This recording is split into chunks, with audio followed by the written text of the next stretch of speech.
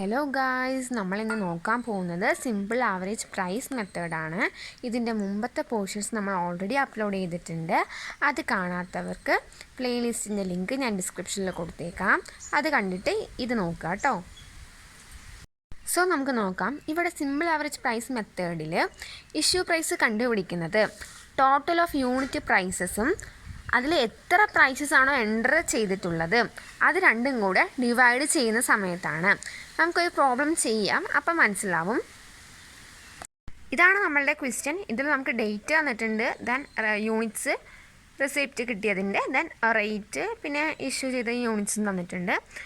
ഇതിൽ നമ്മൾ simple average റേറ്റിൽ ലെഡ്ജർ ഷീറ്റ് പ്രിപ്പയർ ചെയ്യാനാണ് പറഞ്ഞിട്ടുള്ളത്. നമുക്ക് നോക്കാം. നമ്മൾ ഫോർമാറ്റ് വരച്ചിട്ടുണ്ട്. സിമ്പിൾ ആവറേജ് മെത്തേഡിൻ്റെ ഫോർമാറ്റ് ഇതാണ്. ഫിഫോ ലിഫോ പോലെ തന്നെയാണ്, പക്ഷെ ബാലൻസിൽ ഇവിടെ റേറ്റ് ഉണ്ടാവില്ല, ക്വാണ്ടിറ്റിയും എമൗണ്ട് മാത്രമേ ഉണ്ടാവുള്ളൂ. ഓക്കെ, നമുക്ക് ക്വസ്റ്റ്യൻ നോക്കാം. ഫസ്റ്റത്തെ ഡേറ്റ് എന്ന് പറയുന്നത് 2-ാം തീയതിയാണ്. സോ നമുക്ക് 2 എന്ന് എഴുതാം. ഇവിടെ നമുക്ക് റെസിപ്റ്റ് ആണ് കിട്ടുന്നത്, 200 യൂണിറ്റ്സ്, റേറ്റ് 2 വെച്ചിട്ട്. സോ നമുക്ക് ക്വാണ്ടിറ്റി ഇവിടെ 200 ആണ്. റെസിപ്റ്റ് കിട്ടുന്നത് കൊണ്ട് റെസിപ്റ്റിൽ എഴുതി. ദെൻ റേറ്റ് 2.0 വെച്ച് ചെയ്യുന്ന സമയത്ത് 400. ഇനി നമുക്ക് ബാലൻസ് എഴുതാം. ബാലൻസിൽ ക്വാണ്ടിറ്റി 200 അങ്ങനെ തന്നെ എഴുതാം. Then amount 400. ഇനി അടുത്ത ഡേറ്റ് 10-ാം തീയതിയാണ്. അത് നമുക്ക് റെസിപ്റ്റാണ് കിട്ടുന്നത്, 300 യൂണിറ്റ്സ് 2.40 വെച്ചിട്ട്.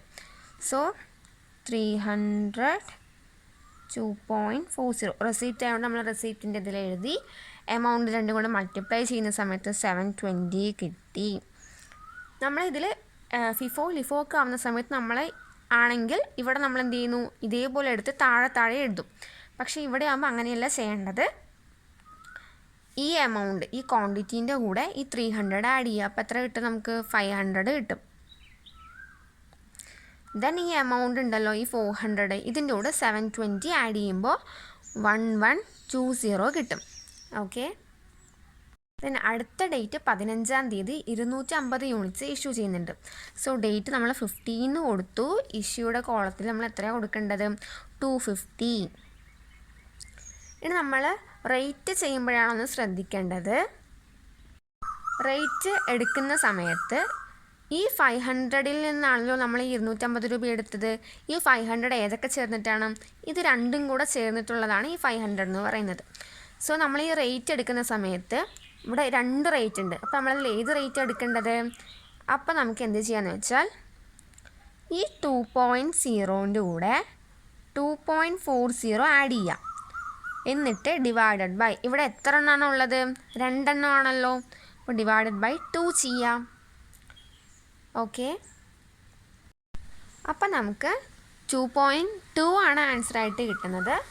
സോ നമുക്ക് ഈ 250യുടെ കൂടെ 2.20 മൾട്ടിപ്ലൈ ചെയ്യുന്ന സമയത്ത് 550 ആണ് കിട്ടുന്നത്. ഇനി എന്താ ചെയ്യേണ്ടതെന്ന് വെച്ചാൽ ബാലൻസ് എഴുതണമല്ലോ. ബാലൻസ് ഇവിടെ നമ്മൾ 500 അങ്ങനെ ഉണ്ടോ? ഇല്ല. ഈ 500-ൽ നമ്മൾ 250 രൂപ എടുത്തു. അപ്പോൾ ബാലൻസ് എത്ര ഉണ്ടാവും? 250. ഇനി ആ എമൗണ്ട് ഇത്ര ഉണ്ടായിരുന്നു, അതിൽ നമ്മൾ ഈ എമൗണ്ട് ഇത്ര എടുത്തല്ലോ, 550 എടുത്തല്ലോ. അപ്പോൾ എത്ര വരും? ഇത് രണ്ടും കൂടെ മൈനസ് ചെയ്യുന്ന സമയത്ത് 570.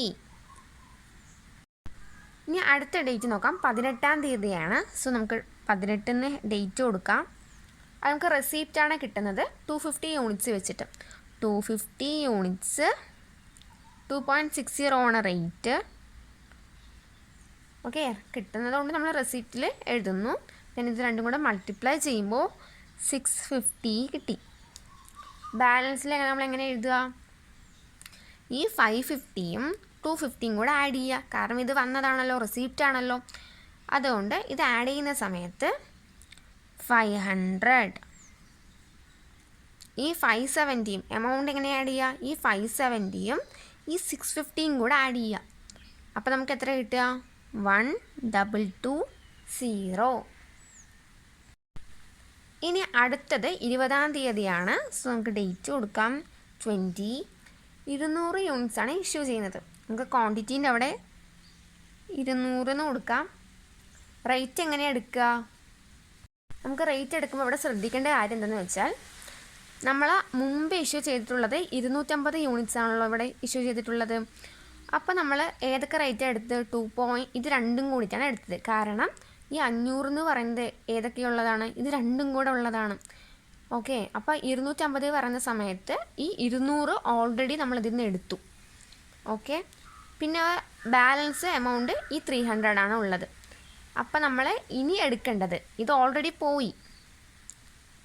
ഓക്കെ, നമ്മൾ 250 എടുക്കുന്ന സമയത്ത് 200 ഇതിൽ നിന്ന് തന്നെ എടുത്തു. ഓക്കെ, പിന്നെ ഇനി ഏതൊക്കെയാണ് ഉള്ളത്? ഈ 300ഉം പിന്നെ ഈ 250ഉം. അപ്പോൾ നമ്മൾ എടുക്കേണ്ട റേറ്റ് എന്തൊക്കെയാണെന്ന് ചോദിച്ചാൽ ഈ 2.40ഉം 2.60ഉം. അപ്പോൾ വരുന്നത് 2.40 പ്ലസ് 2.60 ഡിവൈഡഡ് ബൈ 2 ഉള്ളത്. സോ ഡിവൈഡഡ് ബൈ 2 ചെയ്യുമ്പോൾ 2.50 കിട്ടും. എന്നിട്ട് ഇത് രണ്ടും കൂടെ മൾട്ടിപ്ലൈ ചെയ്യുമ്പോൾ 500. ഇത് മനസ്സിലായെന്ന് വിചാരിക്കുന്നു. 250 ആണ് ഇവിടെ ഇഷ്യൂ ചെയ്തിട്ടുള്ളത്. നമ്മൾ ഈ 250 ഇഷ്യൂ ചെയ്യുന്ന സമയത്ത് ആദ്യത്തെ സ്റ്റോക്ക് എത്രയാണ്? 200 ആണല്ലോ. അപ്പം ഈ 200 നമ്മൾ ഓൾറെഡി ഫുള്ളായിട്ട് എടുത്തു. ഇനി അപ്പോൾ അവിടെ സ്റ്റോക്ക് 200 ഒന്നും ഇല്ല. പിന്നെ നമ്മൾ ബാക്കി 50 എടുത്തിട്ടുള്ളത് ഈ 300 നിന്നാണല്ലോ. അപ്പോൾ നമ്മൾ 2 റേറ്റും കൂടെ എടുത്തു. കാരണം ഇത് രണ്ടിനാണല്ലോ എടുത്തത്. അപ്പോൾ 2.0 2.40 എടുത്തിട്ട് ആണ് ചെയ്തത്. ഇനി നമ്മൾ അടുത്തത് ഇഷ്യൂ ചെയ്യുന്ന സമയത്ത്, പിന്നെ ഒരു 200 ഇഷ്യൂ ചെയ്യുന്ന സമയത്ത് ഇത് ഓൾറെഡി ഫുള്ള് പോയി. ഇനി നമുക്ക് ഇതിൽ നിന്ന് എടുക്കാൻ പറ്റില്ല. അതുകൊണ്ട് നമുക്ക് ഈ 300 നിന്നും 250 നിന്നെല്ലാം എടുക്കാൻ പറ്റുള്ളൂ. അതുകൊണ്ടാണ് നമ്മൾ ഈ 2 റേറ്റ് മാത്രമാണ് എടുത്തത്. ഓക്കെ, ഇനി നമുക്ക് ബാലൻസ് നോക്കാം. ബാലൻസ് എങ്ങനെയാണ് ചെയ്യുന്നത് വെച്ചാൽ, ഇവിടെ 500 ആണ് ബാലൻസ് ഉണ്ടായിരുന്നത്. അതിൽ നമ്മൾ 200 എടുത്തു. അപ്പോൾ ഇത് രണ്ടും കൂടെ മൈനസ് ചെയ്താൽ മതിയല്ലോ. പിന്നെ ബാലൻസ് എത്ര കിട്ടുക? 300. എമൗണ്ട് അതേപോലെ തന്നെ ചെയ്താൽ മതി. 1220 ഉണ്ടായിരുന്നു. അതിൽ നിന്നും 500 പോയി. അപ്പോൾ എത്ര ഉണ്ടാവുക? ഇത് രണ്ടും കൂടെ മൈനസ് ചെയ്യുന്ന സമയത്ത് 720. ഇത്രയേ ഉള്ളൂ. മനസ്സിലായെന്ന് വിചാരിക്കുന്നു. എന്തെങ്കിലും ഡൗട്ട്സ് ഉണ്ടെങ്കിൽ കമൻറ്റ് ചെയ്യുക. Thank you.